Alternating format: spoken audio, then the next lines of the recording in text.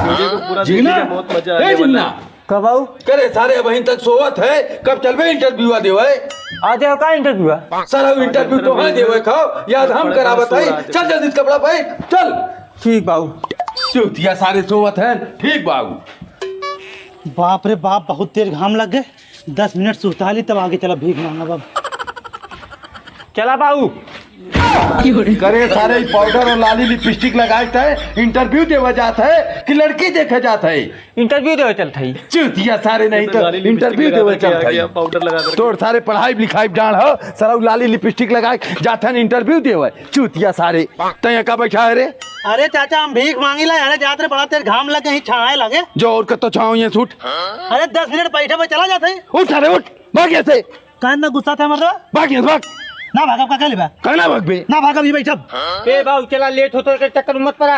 अब बस सर हम 1-1.5 घंटा में लौट के आवत है, हमरे बेटो का इंटरव्यू हो तब तुम्हें बतावत है। जा लौट के अब हम ही बैठल 1-1.5 घंटा बैठा, देखी का लेला। साहब अपने लड़कों के लिए कहा यही एक इंटरव्यू वाला ले। चाचा अब तो हमारी क्या सीट फुल हो गई बाटे, टाइमो खत्म हो गया है। साहब हम हाथ जोड़त है, लड़का की जिंदगी का सवाल हो, बहुत मेहनत से पढ़ाई लिखाई है, इंटरव्यू वाले के एक भर्तिया कैल।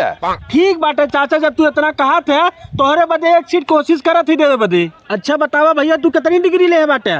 साहब हम बहुत डिग्री ले है बाटी। कवन डिग्री ले है बाटे?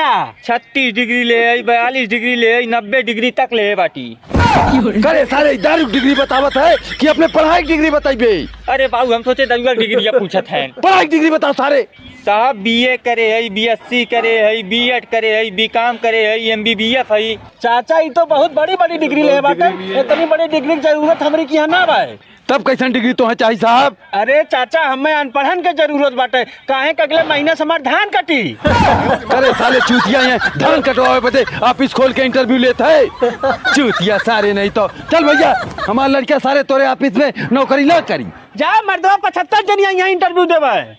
इतने बढ़िया ले चल जगह हमें इंटरव्यू देवा भाई ने। करे सारे हम पेपर में देखे रहे, कहे तोर जिंदगी बन जाई, हमें क्या पता सारा धान कटवाई।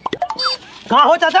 बतावा का है? गया क्या भाई, 1-1.5 घंटा में तुम्हें बतावा थे, हम 3 घंटा से इंतजार करते का कह लेबा तू? सारे कहीं ना ले बया, हमरे के टॉम ताला ना रहा, हम कहे ई बहाना तेरा खावत रहे, तब तक हमने लौट आई।